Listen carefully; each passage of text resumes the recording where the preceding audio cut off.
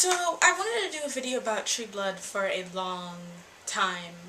Like, an official video about True Blood and the Sookie Stackhouse mystery books for a long time. But I just really haven't gotten around to it. And with the premiere of Season 4, and I've seen the first episode, and I've seen the second episode from HBO Go, I found the download of it and I watched it. I really feel like this is the best time for me to talk about it, because now it's fresh, people are like kind of iffy about the fandoms. I'm just going to talk about how I feel about the TV show versus the books in general. I watched the show before I read the books. I bought the first book after I watched the first season, and that was pretty much the same, to be honest. Like, it's a really good adaptation of that first book, and that was fine. There were things that were changed. Tara was white. Lafayette and Tara, of course, weren't related. A few little things here and there were changed, but nothing too major. It pretty much follows the same course of the story. But then, second book and beyond, the books and the show are completely different. I mean, they'll keep little bits and pieces of the plotline, like with Season 2, the whole thing with Godric is in the books, but it's totally different. Marianne plotline, very small. She maybe has like 2 major scenes. Season 3, Russell Edgington. Season 3, I think, I like Season 3, I do, but I understand why it's a hot mess. I mean, and that's when I feel like that's the season I think that made the biggest changes from book to adaptation, and it kind of, in reflection, it irritates me more, because I have really learned to like the Sookie Stackhouse books for what they are. I mean, they're not brilliant books, but they are fun, popcorn. They're kind of a popcorn flick. They're very fun. You can just listen to them. I have the audiobooks. I just listen to them. It's just fun. And the thing about it, though, I love Sookie's voice in the books. I mean, there are lines that she'll say, like, she'll have this thing where she gets excited. She'll be like, Holy Shepherd of Judea.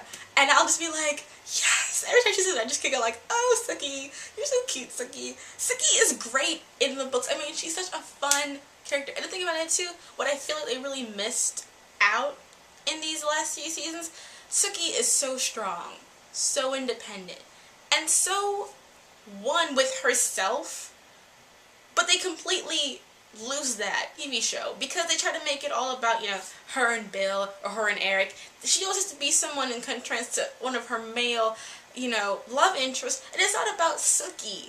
And I love Sookie, and I think that's the biggest issue I have with the changes between the two. I miss Sookie. Anna Paquin's a great actress, and I love Anna Paquin. I think she's beautiful. I love that she's not, the typical, perfect face, lead. So I love her. I love Anna Paquin, but I don't love Sookie. There are things about her character I like. They made her a lot more fresh. Like, she curses more. But that doesn't make her more independent that she can curse. There are a little glimpse of it in Season 2, but overall, Sookie in the books is just so much of a stronger character.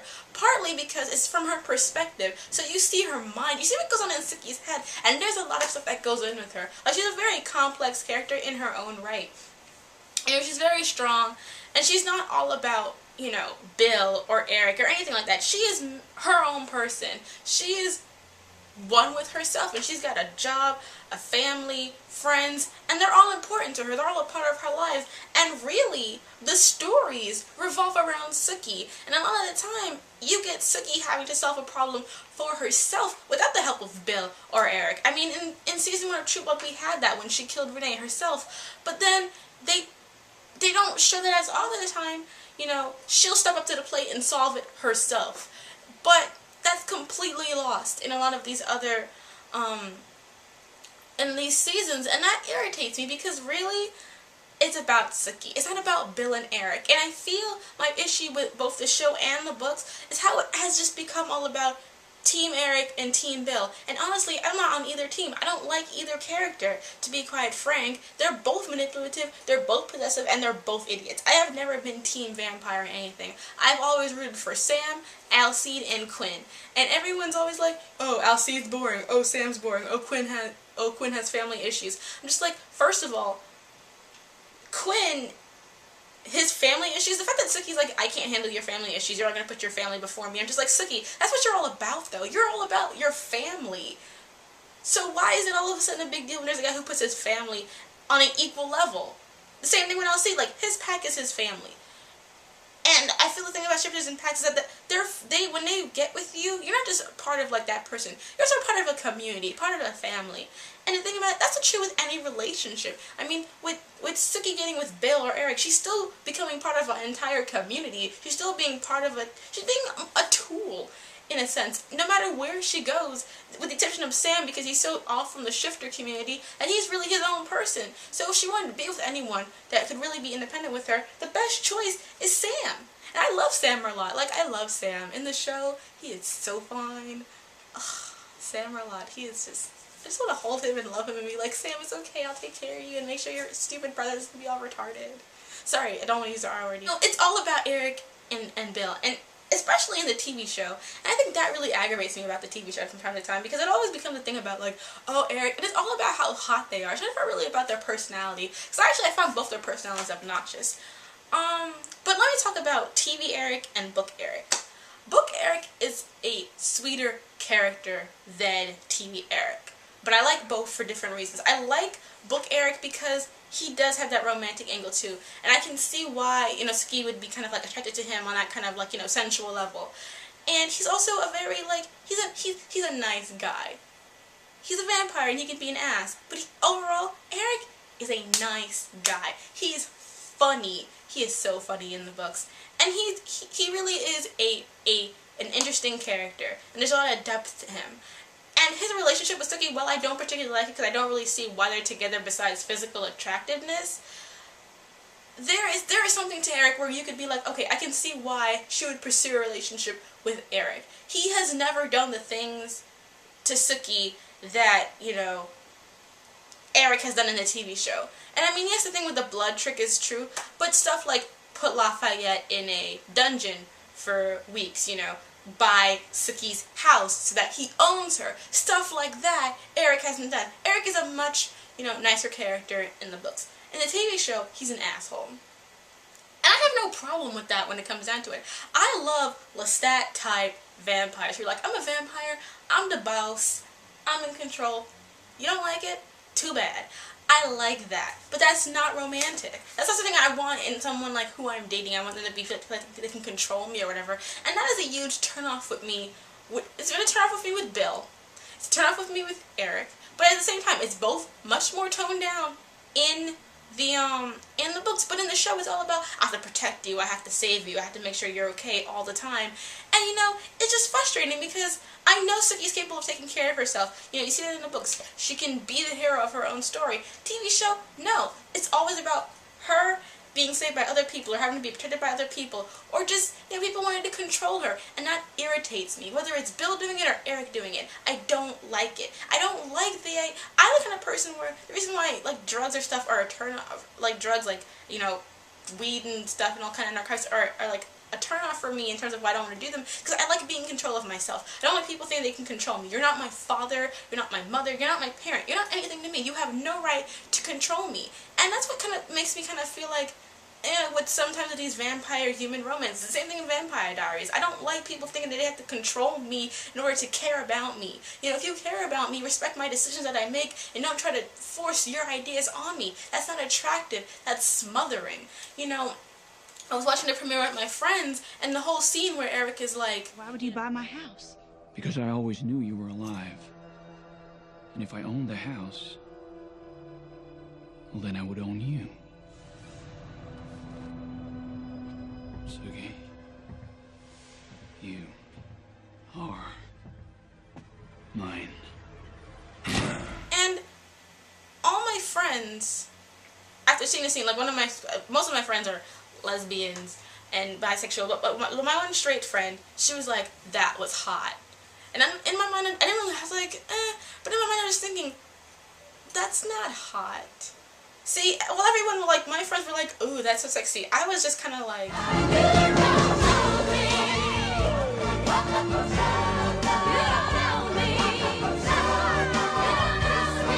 saying stuff like, you belong to me or you own me.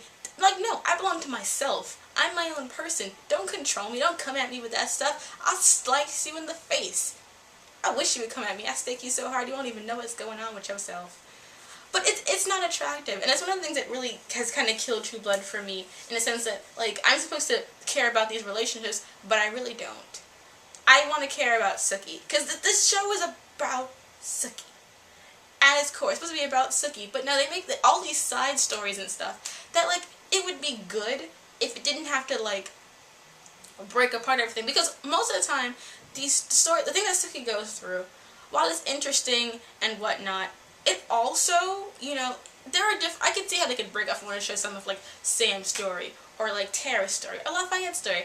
That's great if it all connects to the same thing. But most of the time when they do that, like Sam's story last in the 3rd season, completely and utterly pointless.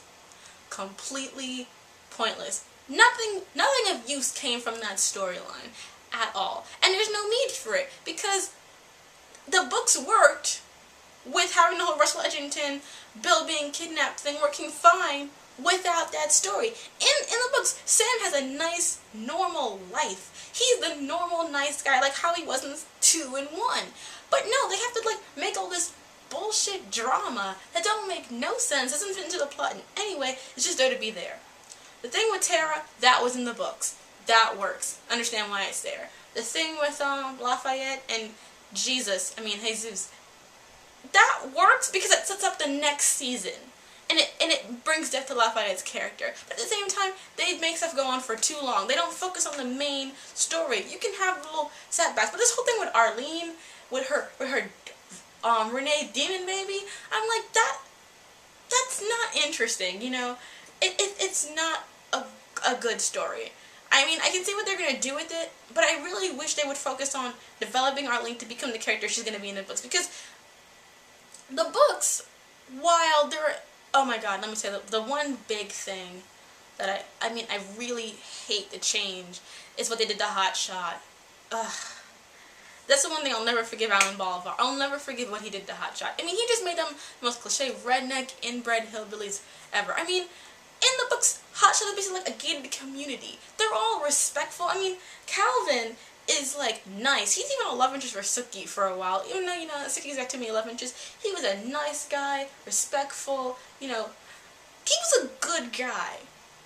Completely ruined. And they did it to do this whole relationship between Jason and Crystal. Again, pointless, because Jason and Crystal get together in the books without any of this crap happening. It's completely irrelevant to the story. You just did it to give Jason a storyline. But the thing about that too, he's a supporting character, and he already has had good storylines. He's already developed as a character in season 2. You don't need to put this whole thing with Hot Shot to make, you know, more issues for that to happen, because they want to give Andy Belfleur a storyline. I don't understand why. He is a side character. He was fine as one. And they don't even use the real plot he has in the book. I mean, in the book, you know, he's married now. You know, he has a whole... this is going to be spoilers for the thing. He's, you know, you find out that he's Bill's great-great-grandson. There are so many things that they could do with these characters based on what happened to them in the books. Even Tara, despite the fact that she said all this stuff happened to her, Tara in the books, even though, you know, she's white and whatever, married, has kids, has her own life. You could have stuff build up to that. No, you make her, you know, have all this drama, and all of a sudden she's a lesbian. Well, they don't really put a label on it, but, like, now she's experimenting with her sexuality, and, like, while I'm happy that she has a girlfriend and that she's happy, and I have no problem with characters becoming, you know, lesbians or you know, experimenting with their sexuality, but there's an issue when you make lesbianism seem like, oh, I've dated guys and the guy sucks, so now I'm going to be a lesbian. And that's how it's been shown so far in the episodes. They could completely develop it and be like, oh, well, they're in love or whatever, and she really realized that she is bisexual, because if they make her just straight out a lesbian, I'm just be like, that's bullshit, because there's no reason for her to just straight out be a lesbian when she's had relationships with men, she's been shown to like men, whatever. I want them to use these characters as characters. Stop just throwing little things at them to keep the plot interesting, because you're not making the plot interesting. You're just, you have a bowl of soup, and you have a nice broth, and you have a little bit of chicken, and a little bit of spices, a little bit of this, some peas. Now you're just putting all kinds of random shit, like zucchini and sushi. You're just putting too many things in your soup to make your soup interesting instead of trying to make it taste good. Okay? We don't need you to add all these different things together. And one of the things, as an example of one of the things that you can see that they changed about Sookie to make her a weaker character, what happens with Bill and Lorena. Lorena's a much smaller character than she is in the books and she's in the TV show. And I love Lorena. Lorena is my favorite character, and I like the depth that they give to her, but the thing about it is that I feel like it's not going to be touched on anymore. So I almost wish they hadn't given it to her, because nothing's going to come from it. But, you know, when Lorena comes to attack Sookie, Sookie kills Lorena by herself. By herself completely. I mean, Sookie kills a lot of people. She kicks a lot of butt by herself. Like, I don't know if they're gonna do it, but there's this whole thing with, like, werewolves and witches and the whole V thing that happens in the book that this season is based on. And I doubt they're gonna go that route, because so far they have not done anything to show that they're gonna lead up to that in any way. But, you know, that story, Sookie is in the line of fire, and she is handling stuff herself. She's being strong by herself. And I get the feeling that that's not going to be happening in this. And I hope I'm wrong. I cross my fingers. Please let me be wrong. Let Sookie be a badass. But I don't think it's going to happen, because that's not their priority in this series. And that disappoints me. Their priority should to make Sookie the best character that she could be, because the series revolves around her. And there are issues like this, the fairy plotline. No one likes the fairy plotline. No one likes the fairies. Everyone thinks the fairies are bullshit. Even in the books, they're bullshit. But at the same time, they serve a purpose in developing Sookie and her relationship with other people. And that's fine with me. And I like that they're moving in faster and making everything work more. But they're leaving so many holes with the changes that they've made from the books to what they're going to do with the story. Because I like seeing what they're going to do with their source material and make it different. But at this point, they've made so many holes in the plot that's already established. I don't know what they're going to do as they progress into different things. I mean, they've killed Sophie Ann. She's a major character in later stories. You know, the whole thing with Russell Edgerton making him a bad guy, which he never was in the books.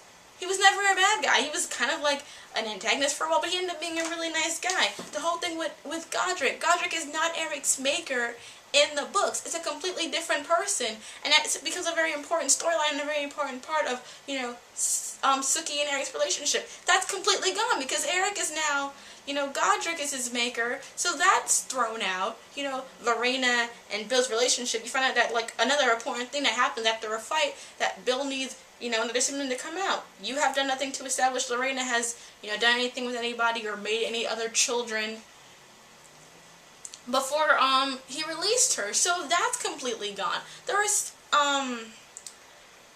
so many things that could be worked on that aren't going to be done. I mean, I don't even know what they're going to do with the whole Crystal pregnancy line. You know, the whole thing with Claudine and Claude. Is that even going to happen? You know, with Sookie's, you know, great-great-great-grandfather, Nell coming back is Nigel or whatever his name is. I forget. Is that going to even happen?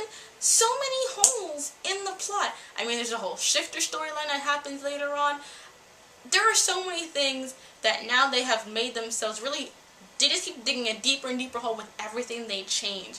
And on the one hand, you know, like something like the Vampire Diaries, where, you know, the plot isn't really that good and it kind of just goes off the rails anyway, so it makes sense that they would make changes. But with Sookie Stackhouse Mysteries, while there is camp and it's alright to add things and develop characters that are on the side deeper, that's fine. That's fine, that's great. But when you completely ignore what's happening in the plot, which goes from book to book to book, while there may be filler and something that you feel you can take out and do with, you are weakening the plot every time you remove things that end up being important to it. Season 4 is here. There are already major changes, and I love True Blood. Don't get me wrong, I love the show. I enjoy watching it. But sometimes I don't like what it's become. Because it's all about the guys, hardly about Sookie, even though she's the main character. She's just kind of there. The side characters who were made to, you know, become more developed have really just become little stereotypes, and they get little bullshit storylines that don't really go anywhere, don't assist the plot. And sometimes what happens to them can just be scrapped off. I mean, the whole situation with eggs and stuff. Right now, it's like, I just finished watching True Blood Season 2 that I have it on DVD. And just like, you know what, this whole storyline, you know, with eggs and how they mix it up, you know, it's sort of interesting, but at the same time, you could have done so much more with Tara. You mean, you have all this time to like develop her, make her more well-rounded person. All you do is make her more and more and more and more fucked up so that she can leave and become a lesbian and come back. I mean, please, please. Everything they do is just for more drama. But when you could develop characters that already exist, like make Eric and Sookie's relationship seem more natural, because all you've done is made him a dick. You know, develop Pam, develop Hoyt. I mean, and there are some things I'm just wondering, like, when are they gonna do this? Because I'm waiting for them to kill off Jessica.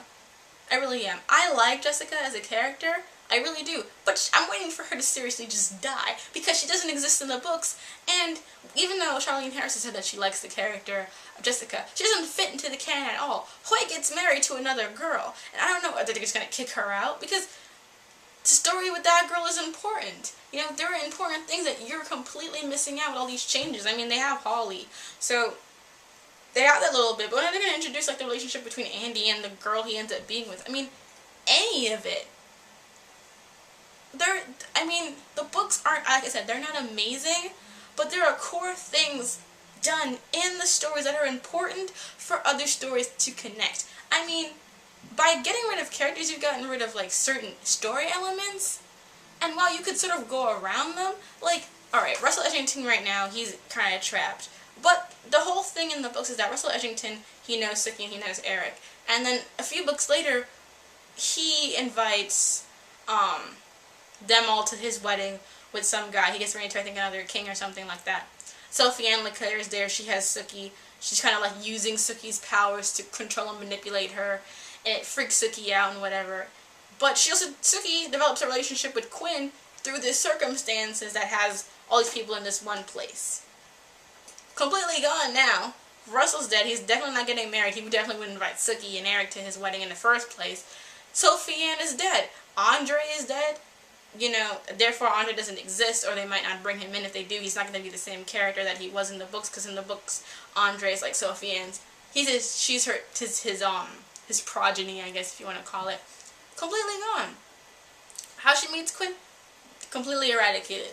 Before I was like, okay, I wasn't that into the books, so I could disconnect it. But now that I really like the books and I really like what it tries to do, and as I just see the plot getting more and more kind of like jumbled together, I just like, you have a foundation. You've got a lot to drive from, a lot to do, and a lot of, you know, fixer-uppers you have to make in order to make this whole thing cohesive to begin with. I mean, the whole storyline with Sookie's little nephew, that just happened in the book before last. I mean, this is not some old plotline. That happened last season. That event doesn't even happen until the book before this last one came out. And I'm just like, you've bypassed, what, 5 issues to get to this one point? What are you even going to do with it?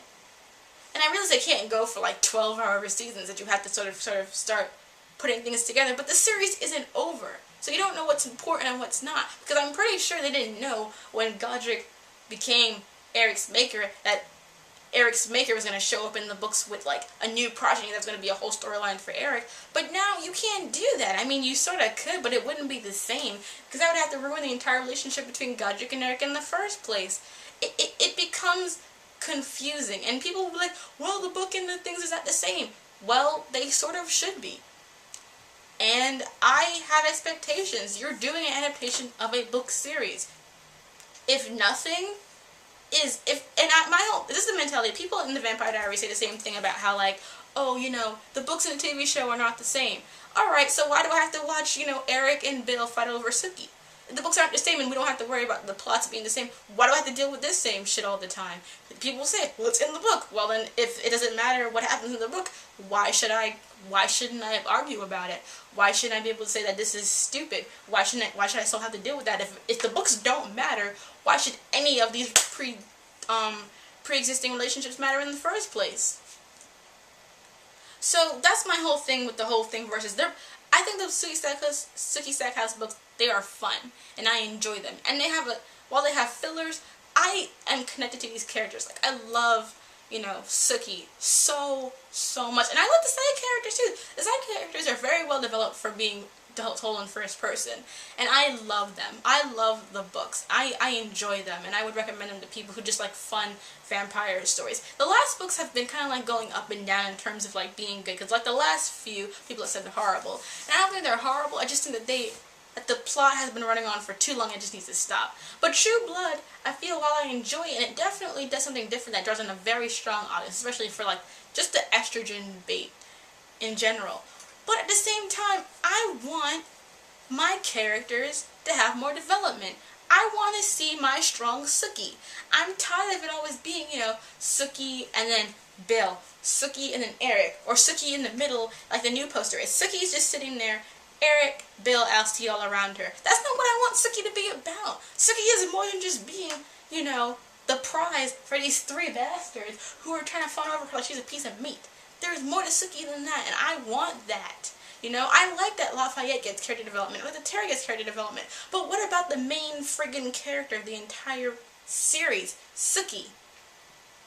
Where's her strength? No fucking where.